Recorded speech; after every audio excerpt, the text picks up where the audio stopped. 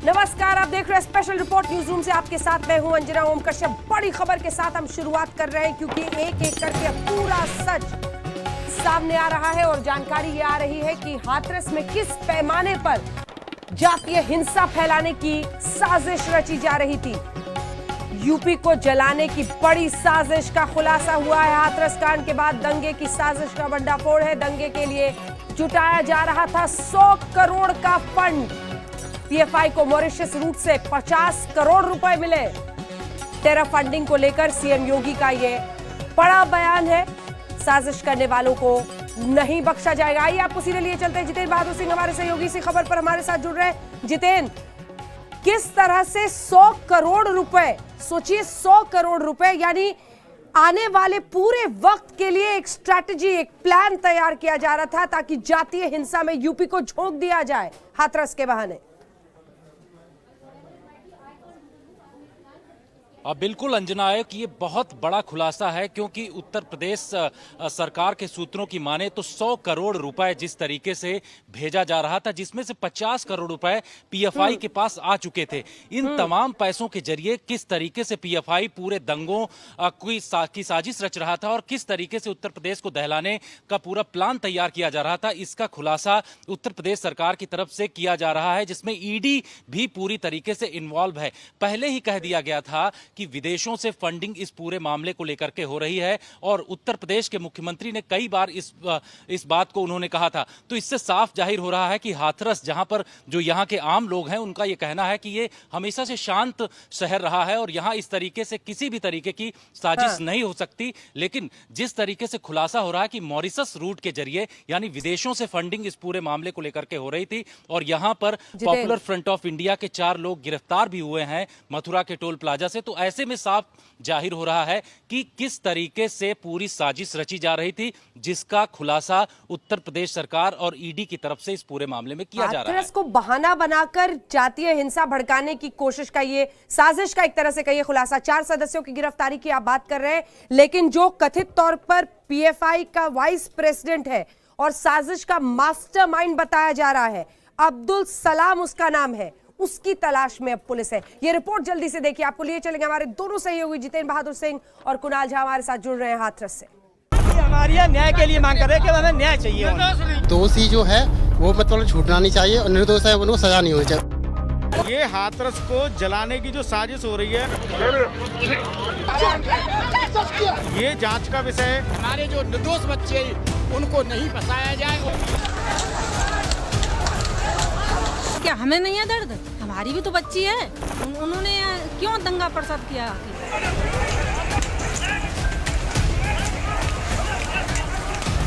अभी तक हमारे जिले में ऐसी घटनाएं हुई, कितना बड़ा कांड हुआ हो, ये केवल राजनीतिक पार्टी कर रही है।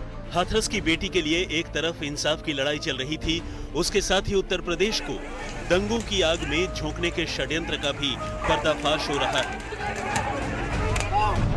सरकारी साजिश को बेनकाब करने के लिए साजिश करने वालों के खिलाफ कड़ी कार्रवाई करने में जुटी है। किसी की साजिश को सफल नहीं होने देंगे। किसी गरीब के भविष्य के साथ खिलवाड़ करने की इजाजत किसी को नहीं देंगे। ये सभी षड्यंत्रकारी बेनकाब होंगे और बेनकाब होने के अलावा कानूनन कार्रवाई भी सख्ती के साथ ऐसे तत्वों के साथ हम लोग करेंगे जो लोग समाज के माहौल को खराब करके, समाज में जातीय विद्वेष पैदा करके, अराजकता पैदा करके, विस्वमन करके विकास को अवरुद्ध करना चाहते हैं। ये विकास अवरुद्ध नहीं होगा। अब उत्तर प्रदेश तेजी के साथ आगे बढ़ रहा है। हाथरस कांड के बहाने उत्तर प्रदेश में दंगा कराने का आरोप लगा है पीएफआई यानी पॉपुलर फ्रंट ऑफ इंडिया पर। देश की सुरक्षा एजेंसियों को इस संगठन के वाइस प्रेसिडेंट अब्दुल सलाम की तलाश है। हाथरस में साजिश को लेकर फंडिंग में अब्दुल सलाम की तलाश चल रही है। सीएए को लेकर हिंसक प्रदर्शन में भी अब्दुल सलाम का नाम आ चुका है। आरोप है कि अब्दुल सलाम ने पैसे देकर हिंसक आंदोलन करवाया था। अब्दुल सलाम मंजेरी में केरल राज्य विद्युत बोर्ड के रीजनल ऑडिट दफ्तर में काम करता है। पॉपुलर फ्रंट ऑफ इंडिया के वाइस प्रेसिडेंट अब्दुल सलाम से प्रवर्तन निदेशालय ने दिल्ली दंगों को लेकर पूछताछ की थी। उस वक्त शक था कि दिल्ली दंगों को लेकर फंडिंग का इंतजाम अब्दुल सलाम ने किया हुआ था। हाथरस के मामले में जांच करते हुए जांच एजेंसियों का कहना है कि अब्दुल सलाम हो सकता है कि हाथरस में दंगा फैलाने की साजिश में फंडिंग का इंतजाम किया था। पीएफआई के जिन 4 सदस्यों की गिरफ्तारी हुई थी उन्हें पुलिस ने आज अदालत में पेश किया, जहां से उन्हें 14 दिनों की न्यायिक हिरासत में भेज दिया गया। इन लोगों को मंगलवार की शाम पुलिस ने मथुरा से हाथरस जाते वक्त गिरफ्तार किया। मथुरा के मांड थाना क्षेत्र में यमुना एक्सप्रेसवे के टोल प्लाजा से इनकी गिरफ्तारी हुई थी। इनमें से एक अतीकुर रहमान मुजफ्फरनगर जिले के रतनपुरी थाने के नगला गांव का रहने वाला है। दूसरा शख्स सिद्दीकी मल्लापुरम के बेंगारा का रहने वाला है। तीसरा शख्स मसूद अहमद बहराइच जिले के जरवल का रहने वाला है और चौथा आलम रामपुर के घेर फतेह खान गांव का रहने वाला है। इन चारों आरोपियों के पास से मोबाइल फोन, लैपटॉप और माहौल बिगाड़ने वाले संदिग्ध साहित्य बरामद। हाथरस कांड के बहाने उत्तर प्रदेश को दहलाने की साजिश कई स्तर पर रची गई, यानी एक साजिश नाकाम हुई तो दूसरी कामयाब हो जाए। साजिश नंबर 1, हाथरस कांड को दलित बनाम सवर्ण करके जातीय संघर्ष में झोंक दिया जाए। साजिश नंबर 2, हाथरस में सीएए और एनआरसी के विरोध प्रदर्शन जैसे प्रदर्शन किए जाएं। साजिश नंबर 3, वेबसाइट पर भ्रामक और भड़काऊ खबरें डालकर सरकार को बदनाम किया जाए। साजिश नंबर 4, प्रधानमंत्री नरेंद्र मोदी और उत्तर प्रदेश के मुख्यमंत्री योगी आदित्यनाथ की छवि खराब करने की कोशिश की जाए। साजिश नंबर 5, हाथरस की पीड़िता के परिवार को मदद के बहाने दंगे के लिए फंडिंग की जाए। और साजिश नंबर 6, मास्क लगाकर अधिकारियों को निशाना बनाया जाए। हालांकि पॉपुलर फ्रंट ऑफ इंडिया ने इन सभी आरोपों को खारिज किया है। Popular Front of India strongly condemns the attempt of the Uttar Pradesh government to link Popular Front of India with the allegation that we are trying to incite communal and caste violence. So this is highly deplorable and it is an attempt by the Uttar Pradesh government to divert the attention. अब PFI चाहे जितनी सफाई दे ले, लेकिन उसके खिलाफ police के पास सबूतों का अंबार है। ये तो गनीमत थी कि इनकी साजिश का पर्दाफाश हो गया, वरना ये तो हाथरस को हिंसा की आग में दहकाने की साजिशों में लगे हुए थे। मथुरा में मदन शर्मा, मुंबई से मुनीश पांडे के साथ कुमार अभिषेक, लखनऊ, आज तक। ये खुलासा तो साफ हो रहा है कि ये इंटरनेशनल साजिश थी। 100 करोड़ रुपए की बात है और बताया जा रहा है कि मॉरिशस से 50 करोड़ रुपए मॉरिशस से आए थे। देखिए इस रिपोर्ट में आप समझेंगे कैसे ये मामला बड़ा होता चला गया। पहले 50 करोड़ की जानकारी आई, अब 100 करोड़ की फंडिंग और अब ईडी यानी प्रवर्तन निदेशालय इसकी जांच करेगा। हाथरस कांड में साजिश की सुपारी, यूपी को दहलाने के लिए विदेशी फंडिंग, यूपी में 100 करोड़ वाली साजिश।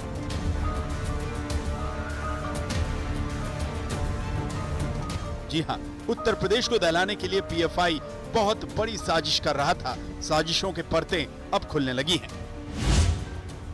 ईडी की जांच में यह बात सामने आई है कि उत्तर प्रदेश में जातीय हिंसा फैलाने के लिए पीएफआई को 100 करोड़ रुपयों से ज्यादा की फंडिंग हुई थी। इसमें 50 करोड़ रुपए मॉरिशस से आए थे। ये पैसे किसने भेजे, किस तरह भेजे, इसका पता अभी तक नहीं चला है। हाथरस रेप और मर्डर के बाद जो तमाम प्रदर्शन और धरना हुए और इसके अलावा सरकार की छवि को धूमिल करने की कोशिश की गई, उसको लेकर के सरकार ने दावा किया है कि इसके लिए बाहर से बाकायदा फंडिंग हुई थी। ये फंडिंग 100 करोड़ रुपए की हुई थी, जिसमें अकेले मॉरिशस से 50 करोड़ रुपए की फंडिंग की गई। इससे पहले यूपी सरकार ने कहा कि तमाम ऐसी वेबसाइट्स बनाई गई थी जिसमें ये भड़काऊ बयान पोस्ट किए गए, जिससे कि लोगों के बीच में अस्थिरता पैदा हो, धार्मिक उन्माद हो और आपस का जो भाईचारा है वो डिस्टर्ब हो। अब प्रवर्तन निदेशालय हाथरस में जातीय हिंसा की साजिश के तह तक जाने की कोशिशों में जुटा है। पूरी साजिश के केंद्र में पीएफआई है, जिसके 4 सदस्य मथुरा से गिरफ्तार किए गए हैं। इनके बारे में भी खुलासा हो रहा है। ये बहुत बड़ा षड्यंत्र है, इसमें काफी लोग हैं यहाँ से, लेकिन ये विदेश तक का कांटेक्ट लग रहा है इसमें। हाँ बिल्कुल सकता, क्योंकि शुरू से ये ऐसा लग रहा था कि फंडिंग हो रही है, दंगे करवाना चाह रहे हैं यहाँ जातिवाद के ऊपर। जो राजनीतिक पार्टी आ रही है वो इसीलिए आ रही है कि यहाँ दंगे हों। शक था शुरू से, बिल्कुल शक था। और दूसरी बात है, छोटी सी डिस्ट्रिक्ट में 100 करोड़ से ज्यादा की फंडिंग हुई है यहाँ। हाथरस में जातीय हिंसा भड़काने के इंटरनेशनल साजिश के कई सबूत जांच एजेंसियों के हाथ लगे हैं। साजिश रचने वाले हाथरस में जातीय हिंसा भड़काकर प्रधानमंत्री नरेंद्र मोदी और योगी आदित्यनाथ की छवि खराब करना चाहते थे। जिस वेब पोर्टल के जरिए दंगा भड़काने वाली वेबसाइट चल रही थी, उसी प्लेटफॉर्म का इस्तेमाल अमेरिका में ब्लैक लाइव मैटर्स के दौरान हुआ था। ऐसे ही प्लेटफॉर्म का इस्तेमाल हांगकांग के प्रदर्शन के दौरान भी इस्तेमाल हुआ था, जिसको ट्रैक करना आसान नहीं है। जो वेब प्लेटफॉर्म इस मामले में निशाने पर हैं, वो मुख्य रूप से अमेरिकी हैं। सरकारी सूत्रों ने आज ये जानकारी दी कि पीएफआई को इस मामले में 50 करोड़ रुपए की फंडिंग हुई है और ये सब मॉरिशस के रास्ते उन तक पहुंचा है। यही नहीं, अब तक हाथरस के बहाने पीएफआई और उस जैसी दूसरी संगठनों को तकरीबन 100 करोड़ की फंडिंग की जा चुकी है और ये सारी फंडिंग मॉरिशस और खाड़ी के देशों के अलावा भारत से भी हुई है। साजिश के तह तक जाने के लिए इस मामले में ईडी सच का पता लगा रही है। दंगा फैलाने को लेकर की गई फंडिंग की जांच प्रवर्तन निदेशालय कर रहा है। जल्द मनी लॉन्ड्रिंग का केस दर्ज करने की तैयारी है। हाथरस में जातीय हिंसा फैलाने के लिए जिस जस्टिस फॉर हाथरस वेबसाइट का इस्तेमाल किया गया, उसकी सभी गतिविधियां अब जांच के घेरे में है। वेबसाइट किसने बनाई, किस मकसद से बनाई, इसका पता लगाया जाएगा। अब तक इस वेबसाइट से कितना पैसा इकट्ठा किया गया है, जो पैसा आया है उसका इस्तेमाल कहां, किस तरीके से किया गया, किन खातों में ये पैसे आए, इसकी जानकारी भी खंगाली जा रही है।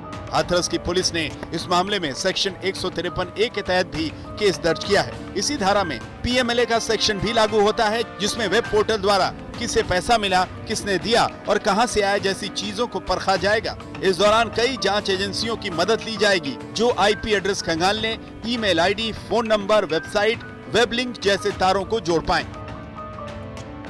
हाथरस में जातीय हिंसा की साजिश पर अब सियासत भी शुरू हो गई है। सरकार में मंत्री मोहसिन रजा ने पीएफआई पर बैन लगाने की मांग की है, तो वहीं विपक्ष इसे सरकार की नाकामी बता रहा है।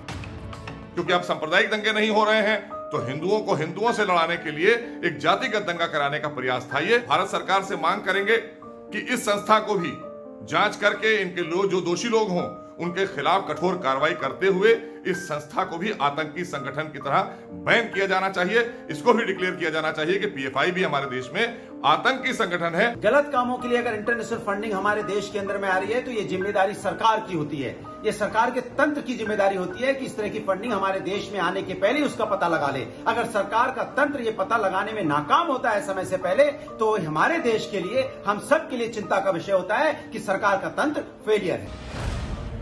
उधर ईडी को शक है कि पीएफआई के जो सदस्य दिल्ली के दंगों की साजिश में सक्रिय थे, वही हाथरस में भी आग लगाने का षड्यंत्र रच रहे थे। शिवेंद्र श्रीवास्तव के साथ कुमार अभिषेक, लखनऊ, आज तक। और अब आइए आपको लिए चलते हैं हाथरस के बूलगढ़ गांव। वहां हमारी सहयोगी श्वेता सिंह ने बातचीत की गांव वालों से। एक तरफ दंगे फैलाने की ये साजिश, दूसरी तरफ पीएफआई का नाम आना, इन सब पर क्या सोचते हैं गांव वाले, सुनिए। दोषियों को दंड मिले और निर्दोष फंसाए न जाएं। निर्दोष फंसाए न जाएं, लेकिन इसकी आड़ में कोई चाह रहा था कि दंगा, हाँ दंगा हो, चाह रहा था। बिल्कुल चाह रहा था। कुछ पक्ष चाह रहे थे जी, कुछ पक्ष नहीं, कांग्रेस और कांग्रेसी दल। आज शिवराज जी बनने तो साफ साफ उन्होंने कह दिया, दो इधर के मरेंगे, दो उधर के मरेंगे। उसके बाद राहुल गांधी यहाँ पर राजनीति करने के लिए आएंगे, तो लाशों पर राजनीति करेंगे। हाथरस को चाहिए क्या? हाथरस को इंसाफ चाहिए या ये बवाल चाहिए? हाथरस को न्याय चाहिए, बवाल से किसी को बिल्कुल मतलब नहीं है। और यहाँ शिवराज जीवन का जो वीडियो वायरल है, जिसमें वो दंगे की बात कर रहे हैं कि हम तो दंगा करके रहेंगे, चाहे कैसे भी करें, दो इधर से मरेंगे, दो इधर से मरेंगे। और इसी के बारे में योगी आदित्यनाथ ने जब सामने आए तो उन्होंने कहा कि इस तरह की चीज अगर आप प्लान करते हैं तो उसको बख्शा नहीं जा सकता है। यहाँ पर एक बच्ची की जान गई, हर कोई जानना चाहता है कि हुआ क्या था, असली दोषी जो है उसे सजा मिले। क्यों एक बच्ची की इस तरीके से जान चली गई है? लेकिन अगर इस तरह से एक लाश के ऊपर कोई साजिश रचने की कोशिश करेगा तो जनता जवाब देती। मैम यहाँ पे तो सीधा साजिश ही रची गई है, पॉलिटिक्स हो रही है। डे 1 से एफआईआर हुई, सारा काम हुआ। और योगी जी की गवर्नमेंट इतनी अच्छी है, यहाँ पे सब किया, डे 1 से ही हो रहा है सारा कुछ। यहाँ पे अभी तो फिलहाल कल गवर्नमेंट ने बताया था पीएफआई की फंडिंग हो रही है, पीएफआई के तार जुड़े हुए हैं यहाँ से। मैम इंसाफ के लिए जांच होनी चाहिए, वो बहुत जरूरी है। और ये यहाँ पे बस हिंसा फैलाने के लिए ये फंडिंग की जा रही है। हिंसा फैलाने की कोशिश हो रही थी? यस मैम, हो रही हुई थी, आपको लग रहा है? मैडम फंडिंग का तो जो मामला है जांच का विषय है, परंतु हम ये जरूर कहना चाहेंगे कि यहाँ कुछ लोगों की जरूर साजिश रही है दंगा भड़काने की और जातीय संघर्ष मतलब हिंसा कराने की। हाँ, लेकिन यहाँ पर सौहार्द है जी। हम ये चाहते हैं, अब तो हमको कांग्रेस से इतना डर लगने लगा है जितना डर हमें चीन से और पाकिस्तान से भी नहीं है। योगी जी भी पीएफआई का नाम ले रहे हैं, कांग्रेस नहीं बोल रहे हैं जी। तो स्वराज जीवन तो मैडम कांग्रेस का ही है ना। अच्छा। हाँ, स्वराज जीवन तो कांग्रेस का ही है ना, बताइए। कांग्रेस का गुंडा है स्वराज जीवन, जो पैसे देकर ये कह रहा है कि मुझे पैसा दो, मैं मरवाता हूँ, यहाँ पर दंगे फसाद कराता हूँ, 2 उनके मरेंगे तो 2 हमारे मरेंगे। आम लोगों का, आप लोगों का आश्वासन बहुत जरूरी हो जाता है कि पीड़ित परिवार यहाँ सुरक्षित है। मैम यहाँ सुरक्षित है सब, बस यहाँ पर पॉलिटिक्स ना हो, न्याय हो। हमें तो न्याय चाहिए, हमें कुछ नहीं चाहिए, कुछ चाहिए ही नहीं, सब सुरक्षित है यहाँ। परिवार सुरक्षित है यहाँ पे मैम, परिवार एकदम सुरक्षित है। बस राजनीतिक जो लोग हैं वो असुरक्षा फैला रहे हैं, वही कहते हैं कि यहाँ असुरक्षा है, यहाँ पे अछूत है, यहाँ पर ये है, यहाँ पर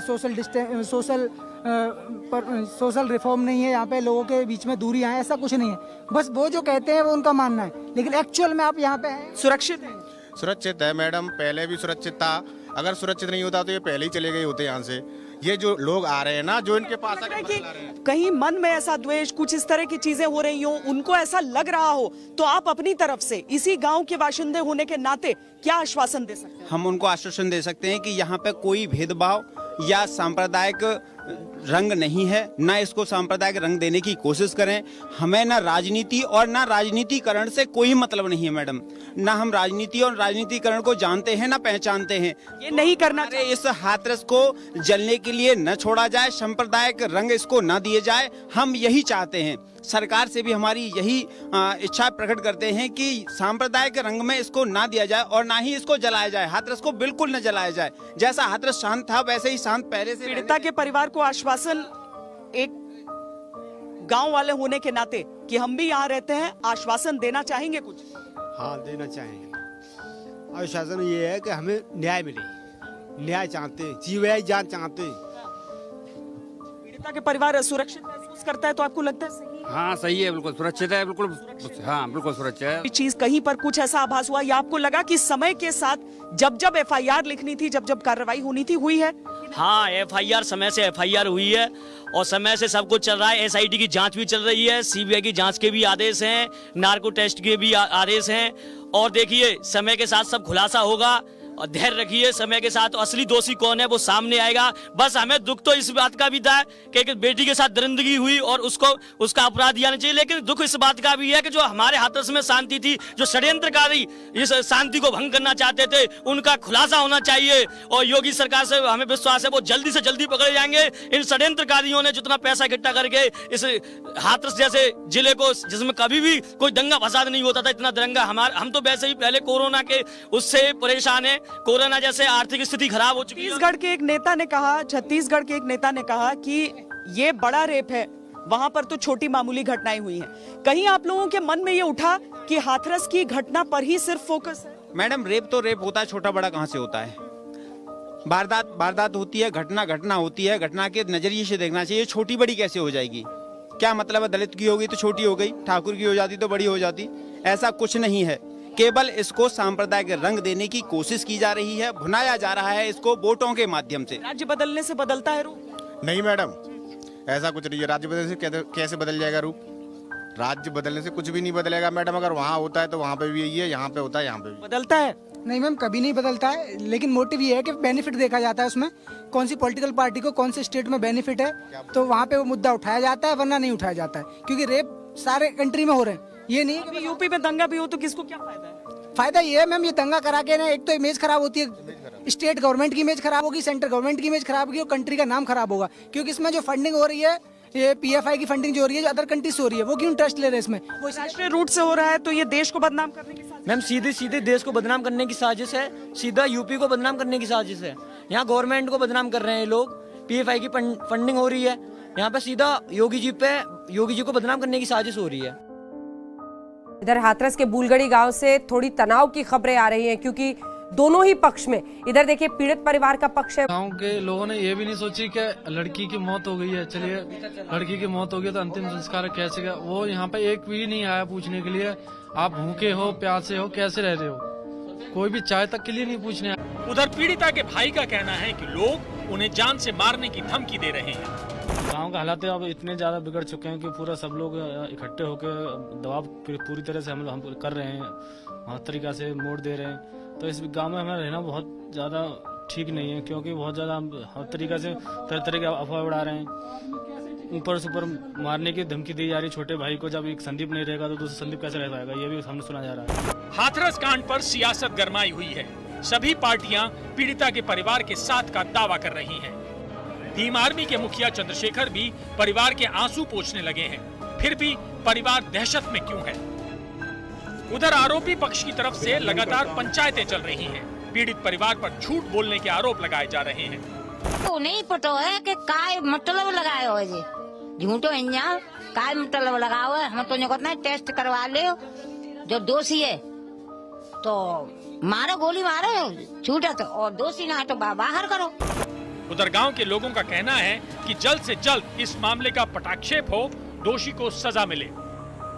उसने किया उसको जांच मिले, सजा, और जो निर्दोष है उसे छोड़ दे। हाँ, न्याय मिलना चाहिए, न्याय मिले। तो माँ बाप तो आते, माँ बाप मैया लड़की के, और लड़की को माँ से लेके गए, माँ से फिर ला के तब तक बाद में शमशान घाट में आई है। हाथरस कांड की जांच अभी एसआईटी कर रही है। हो सकता है कि आगे की जांच सीबीआई करे। फिलहाल तो गांव में तनाव है। दोनों पक्ष इंसाफ की गुहार लगा रहे हैं। श्वेता सिंह और जितेंद्र बहादुर सिंह के साथ कुमार कुणाल, हाथरस, आज तक। क्या गए माँ फिर ला के तब तक बाद में शमशान घाट में आई है। हाथरस कांड की जांच अभी एसआईटी कर रही है। हो सकता है कि आगे की जांच सीबीआई करे। फिलहाल तो गांव में तनाव है। दोनों पक्ष इंसाफ की गुहार लगा रहे हैं। श्वेता सिंह और जितेंद्र बहादुर सिंह के साथ कुमार कुणाल, हाथरस, आज तक। कुणाल कुमार हमारे सहयोगी इस वक्त सीधे हाथरस से हमारे साथ जुड़ रहे हैं। कुणाल, क्या परिस्थिति है, आप बताइए। आप लोग वहां पर मौजूद हैं, समझ में आ रहा होगा, क्या वाकई ये तनाव है, तनाव बढ़ रहा है? सुरक्षा के भी जबरदस्त इंतजाम किए गए हैं, सीसीटीवी कैमरे, मेटल डिटेक्टर्स, क्या कुछ वहां पर नजारा है? देखिए अंजना, जिस समय ये पूरा मामला आया उसके बाद सवाल सबसे बड़ा जो था वो सुरक्षा पर था, परिवार की सुरक्षा पर। परिवार अभी भी चिंतित है। परिवार अभी भी यही पूछ रहा है कि हमें एक तरीके से सोशली बॉयकॉट कर दिया गया, बिल्कुल अलग थलग कर दिया गया है। और तमाम सुरक्षा के जो दावे हैं पुलिस की तरफ से, चाहे वहां पर व्यवस्था की जा रही है पुलिस बल की, सभी को एक एक पर्सनल सिक्योरिटी गार्ड दिया गया है। सीसीटीवी कैमरे आज 4 लगाए गए अंजना, लेकिन उसके बाद भी जो परिवार से हमने बात की उनका कहना है कि यहाँ पर हमें डर लग रहा है। यहाँ हम जिस तरीके से सामाजिक बहिष्कार हुआ है उसके बाद रहने की स्थिति नहीं है। तो ये तमाम चीजें, तमाम राजनीति अपनी जगह पर, लेकिन जो असली चीज है वो ये है कि जो पीड़िता है और पीड़िता का परिवार है वो अभी भी न्याय की गुहार लगा रहा है। आप दोनों का धन्यवाद। कुणाल कुमार हमारे सहयोगी और जितेंद्र बहादुर सिंह हमारे साथ जुड़ने के लिए और हाथरस की ग्राउंड रिपोर्ट हमारे दर्शकों को बताने के लिए। आइए आपको अपनी ये रिपोर्ट दिखाते हैं जिसके जरिए आप समझ पाएंगे कि अगर वाकई तनाव है तो किस तरह के एहतियाती कदम प्रशासन की तरफ से अब जाकर उठाए जा रहे हैं। कोर्ट ने कहा है गवाहों की सुरक्षा के लिए, पीड़िता के परिवार की सुरक्षा के लिए आपने क्या किया। जानकारी आ रही है, सीसीटीवी कैमरे लगाए गए हैं और गाँव में आने जाने वाले लोगों का मेटल डिटेक्टर से चेकिंग हो रही है। हाथरस की पीड़िता के घर सरकार ने लगाया पहरा। पीड़िता के घर की सीसीटीवी और मेटल डिटेक्टर से निगरानी। हाथरस में पीड़िता के घर लगाई 3 लेयर की सिक्योरिटी। हाथरस कांड ने देश को हिलाकर रख दिया है। सच क्या है इसकी शिद्दत से पड़ताल चल रही है, लेकिन जांच के बीच पीड़िता के घर सख्त पहरा बिठा दिया गया है। आप देख सकते हैं पीड़िता के घर पर प्रशासन सीसीटीवी कैमरे लगवा रहा है। गांव में भी कई खास पॉइंट पर सीसीटीवी कैमरे लगाए जा रहे हैं। पीड़िता के घर में एंट्री से पहले मेटल डिटेक्टर भी लगाया गया है, जबकि चप्पे चप्पे पर पुलिस और प्रशासन का पहरा है।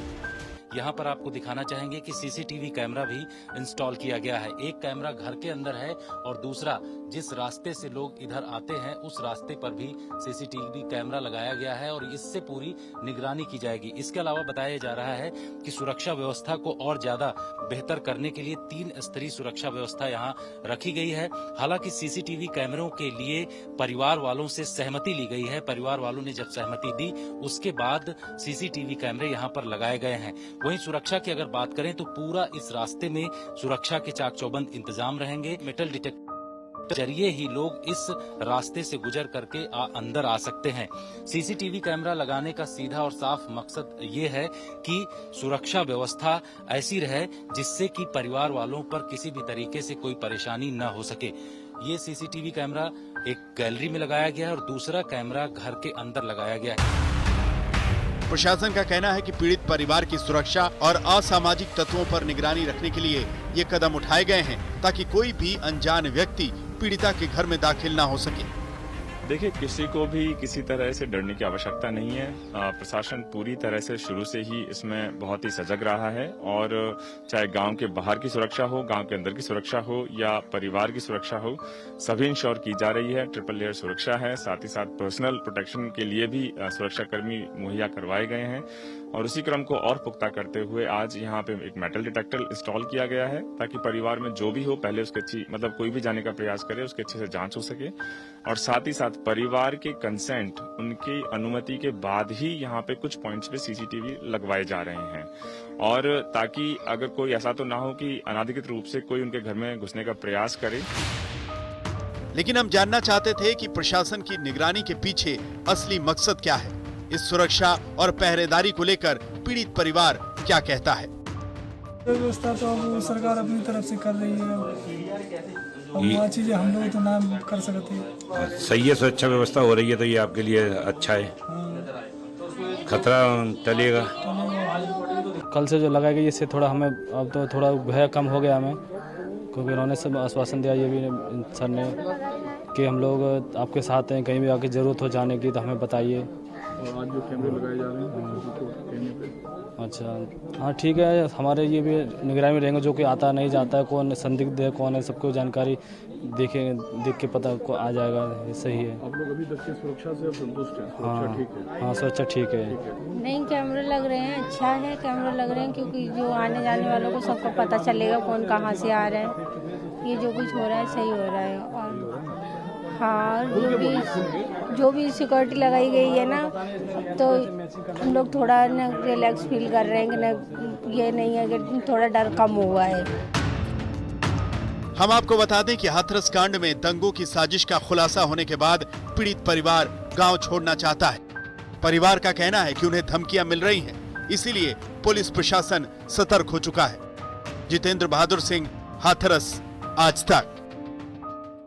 और अब हम स्पेशल रिपोर्ट में सबसे बड़ा खुलासा करने जा रहे हैं। हम आपको बताएंगे कैसे लगभग 104 बार बातचीत हुई है आरोपी संदीप ठाकुर और पीड़िता के भाई के बीच में। फोन तो पीड़िता के भाई का है, लेकिन अब सवाल पूछा जा रहा है कि बात किससे हो रही थी और क्यों। उस दिन रेप हुआ है। अच्छा, दोनों ने किया था, कोई और भी था? वो दोनों थे और बाकी सब भाग गए थे। अच्छा, बाकी सब भाग गए थे। मरने से पहले हाथरस के बुलगढ़ी गांव की पीड़िता कैमरे पर कह कर गई थी उसका रेप हुआ है, लेकिन इंसाफ की आवाज ने जैसे ही जोर पकड़ी, हाथरस कांड में सियासत और साजिशों का दौर चल पड़ा। अब हाथरस कांड को लेकर हर रोज बड़े बड़े और बेहद सनसनीखेज खुलासे हो रहे हैं और इस वक्त पीड़िता के भाई और आरोपी संदीप ठाकुर के कॉल रिकॉर्ड ने केस में भूचाल सला दिया है। जी हां, पुलिस सूत्रों से पता चला है कि संदीप को पीड़िता के भाई के नाम से एक नंबर से लगातार कॉल आए। पीड़िता के भाई के नंबर और आरोपी संदीप ठाकुर के बीच 13 अक्टूबर 2019 से मार्च 2020 तक करीब 104 दफा कॉल किए गए और दोनों नंबरों के बीच करीब 5 घंटे से ज्यादा वक्त की बातचीत का रिकॉर्ड है। अक्टूबर 2019 से लेके मार्च, अक्टूबर, नवंबर, दिसंबर, जनवरी, फिर 6 महीने में 104 कॉल। गांव में रहते हैं और हमारे लोग तो काम करते हैं उन लोगों के यहाँ। गांव में संवाद नहीं होता क्या? गांव में संवाद नहीं होता था, लेकिन किसी की मनसा क्या है, किसी के अंदर कितना छल छिपा ये कौन जानता है। लोग तो पीठ में खंजर जो है अपना बन के घोंपते हैं। इस कॉल डिटेल से ये भी पता चलता है कि आरोपी और पीड़ित परिवार के बीच जान पहचान थी। हालांकि ये अभी तक साफ नहीं है कि पीड़िता के परिवार में कौन आरोपी संदीप ठाकुर से बात कर रहा था। पुलिस सूत्रों के माने तो अब ये पता लगाने की कोशिश की जा रही है कि आखिर पीड़िता के परिवार में से ये आवाज किसकी थी। पीड़िता के भाई का कहना है कि ये फोन उनकी बहन ने कतई नहीं किया होगा। ये जो सब गलत बात है, ये चूँकि यहाँ से जो फोन हमारे ये घर पे रहता है, फोन आता है कब जाता है ये तो हमें पता नहीं है क्योंकि ऐसा क्यों फंसा जा रहा है। 104 बार कॉल और कौन इतनी देर 22 मिनट बात करेगा, क्योंकि वो लड़की हमारे घर की निगरानी में रहती थी। हमें कोई इसको कोई डाउट नहीं था किसी चीज़ से, तो हम ऐसे उसको ऐसा कैसे समझ सकते हैं वो किसी और से बात कर सकते हैं। ऐसा तो नहीं कहीं आपको नहीं पता हो लड़की फोन कर लेती हो, उधर लड़के की तरफ से फोन आ जाती हो? जी नहीं, यहाँ फोन तो एक ही रहता है, फोन पापा के पास रहता है या फिर घर में दादी वादी के पास रखा रहता है। तो हमें कोई अपने लड़की विश्वास है, पर वो लड़की ऐसी नहीं है हमारी जो आप लोग ऐसा सोच रहे हैं। क्या लगता है ये पूरा यह षड्यंत्र से रचाया जा रहा है, हर तरीका से रचाया जा रहा है। कभी कहते हैं कि लड़की चल की गई है, वहां से मार डाली है, कभी कुछ कहते हैं रात के 9:30 बजे मार डाली। और ये बताइए इतने पर्स क्यों लगाए जा रहे हैं। लेकिन यहाँ एक सवाल ये भी है कि जब 13 अक्टूबर 2019 से मार्च 2020 के कॉल रिकॉर्ड्स हैं, तो उसके बाद से यानी मार्च 2020 से सितंबर 2020 के बीच के कॉल रिकॉर्ड्स कहां हैं? आज तक ने इन कॉल रिकॉर्ड्स को लेकर एसआईटी के अधिकारी से सवाल किया तो उन्होंने इस पर कुछ भी बोलने से इनकार कर दिया। TDR कल आया है, उसको लेकर के तमाम चर्चा है, कॉल डिटेल है और भी बाकी जगहों पर आप कल गए थे। बाकी हम और डिटेल्स नहीं शेयर कर सकते। आरोपी संदीप ठाकुर और पीड़िता के भाई के फोन नंबर के कॉल रिकॉर्ड ने हाथरस कांड में खलबली मचाई है, लेकिन दोनों नंबरों के बीच क्या बातचीत हुई है, इसका सच बाहर आना भी जरूरी है। लखनऊ से कुमार अभिषेक के साथ कुमार कुणाल, हाथरस आज तक। पूरे मामले में ये CDR, ये फोन कॉल रिकॉर्ड्स आने के बाद से भी हड़कंप मचा हुआ है, बवाल है। लेकिन इन सब के बीच वो सियासी विरोध जो पहले दिन से देखा जा रहा था, भीम आर्मी के चीफ चंद्रशेखर से आज तक ने खास बातचीत की। सुप्रीम कोर्ट में कल सरकार ने हलफनामा दिया है और उस हलफनामे में सरकार साफ स्पष्ट ये कह रही है कि हाथरस की आड़ में कोशिश ये थी कि यूपी को जलाया जाए, दंगे वहां पर भड़काए जाएं और इसके लिए बकायदा जस्टिस फॉर हाथरस जैसी एक वेबसाइट बनती है। PFI का उसमें रोल है, SDPI का उसमें रोल है और ये जो अलग अलग कोण इसमें उभर कर आ रहे हैं साजिश के, उसमें एक कोण आपसे भी जुड़ रहा है, ये आरोप है। देखिए, न्याय तो नहीं दे सकते हैं, आरोप ही लगा सकते हैं। सबसे बड़ा सवाल ये है कि 14 दिन तक जब इस मामले को में न्याय नहीं मिला, 14 दिन तक जब इस मामले पर कोई आवाज नहीं उठी, तब हम लोग वहां गए थे। 14 दिन तक मुख्यमंत्री क्या करवा रहे थे? क्या इतनी बड़ी घटना का संज्ञान प्रशासन ने ऊपर नहीं दिया था, सीनियर अथॉरिटी तक नहीं पहुंचाया था? 14 दिन तक ये जो बताया जा रहा है कि सब चीजें हो रही, 14 दिन तक ये गांव के लोग, ये लोग जो कह रहे हैं कि माहौल बिगाड़ने के लिए यहाँ ये हो रहा है वो हो रहा है, वो लोग कहाँ थे? उन्होंने कितना प्रयास किया कि इस मामले में न्याय हो? 14 दिन तक प्रशासन ने किया क्या? और आप ये बताइए, आज बताया जा रहा वेबसाइट बन रही है, किसने बनाई वेबसाइट? 3 दिन सरकार ने आराम से सोचा कि हम लोग किस तरह इस मामले को डाइवर्ट करें, किस तरह से इस मुद्दे से लोगों को भटकाएं, इसलिए उन्होंने सब चीजें बनाई। और उनके पास ये आज पहला मामला नहीं है, जब भी कुछ होता है तो वो इस तरह से मुद्दे को भटकाने का काम करते हैं। मुख्यमंत्री न्याय नहीं दे सकते। अगर मुख्यमंत्री न्याय देते तो 14वें दिन आरोपी की गिरफ्तारी नहीं होती। ये सब लोग वही हैं, सब चीजें वही हैं, बस अब तो न्याय की परिभाषा क्या है चंद्रशेखर जी? चंद्रशेखर जी, इंसाफ की, न्याय की परिभाषा क्या है? क्योंकि अधिकारियों को सस्पेंड किया है सरकार ने, CBI जांच जो कि देश की सर्वोच्च एजेंसी है, इन्वेस्टिगेशन उनको दे दिया है। कल हलफनामा जब सुप्रीम कोर्ट में दायर किया तो सरकार ने यह तक कह दिया है कि अगर सुप्रीम कोर्ट की निगरानी में ही आप जांच चाहते हैं तो वो भी करवा लीजिए, हमें कोई परेशानी नहीं है। तो अब तो मामला कोर्ट में है, क्या है फिर आपके लिए इंसाफ और न्याय की परिभाषा? जी, मैं यही तो पूछ रहा हूं, अब हम लोग कर क्या रहे हैं ऐसा? जब मामला कोर्ट में, फिर ये पंचायतों की अथॉरिटी वहां क्यों दी जा रही है?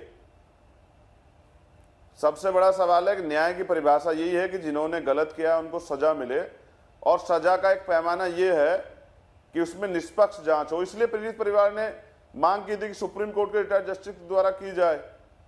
उनको सीबीआई पे भरोसा नहीं था। तो अब सुप्रीम कोर्ट में कह दिया ना उन्होंने कि आप करवा लीजिए सुप्रीम कोर्ट के जज की निगरानी में, कह दिया ना, तो फिर आप इंतजार क्यों नहीं करते हैं इन्वेस्टिगेशन का और कोर्ट तक मामला पहुंचे उसका? तो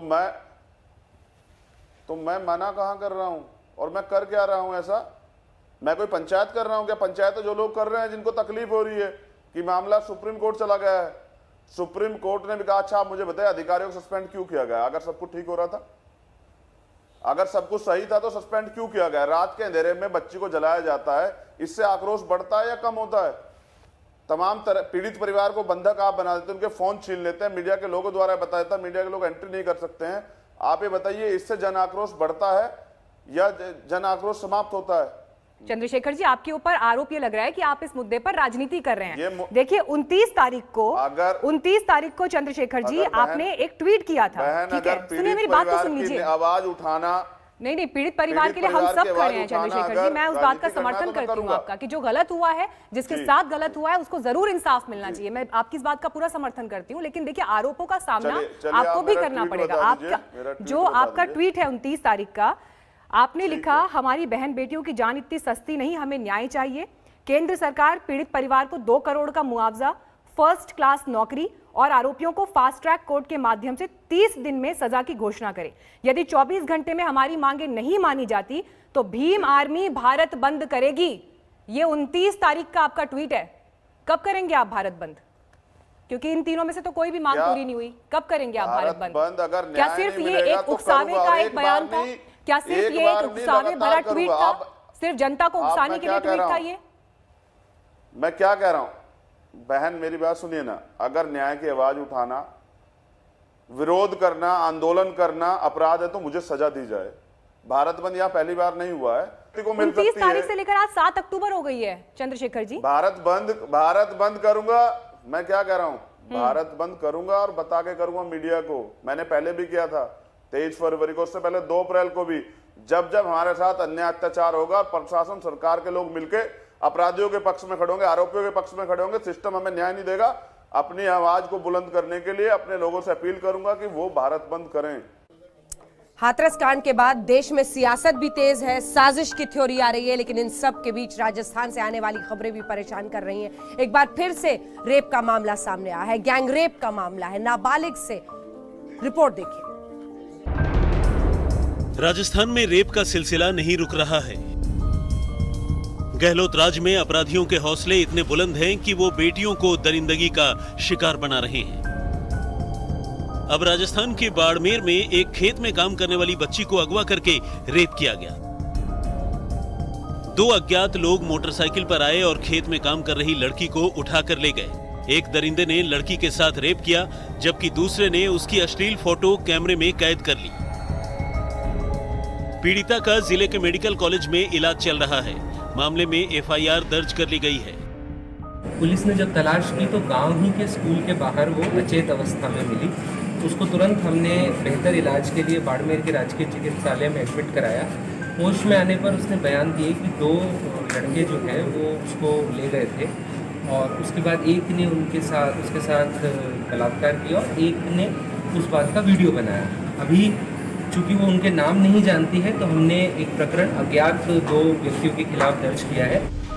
हम आपको बता दें कि देश में राजस्थान जैसे रेप कैपिटल बना हुआ है। एनसीआरबी के आंकड़ों के मुताबिक पिछले साल राजस्थान में सबसे ज्यादा रेप हुए हैं। दिनेश बोहरा, बाड़मेर, आज तक।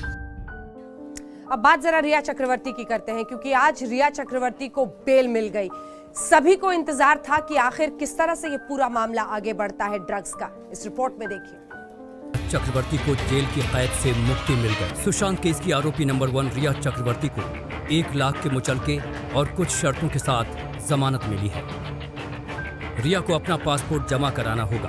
साथ ही रिया को मुंबई से बाहर जाने के लिए भी मंजूरी लेनी होगी। जब भी रिया चक्रवर्ती को पूछताछ के लिए बुलाया जाएगा, उन्हें हाजिर होना होगा।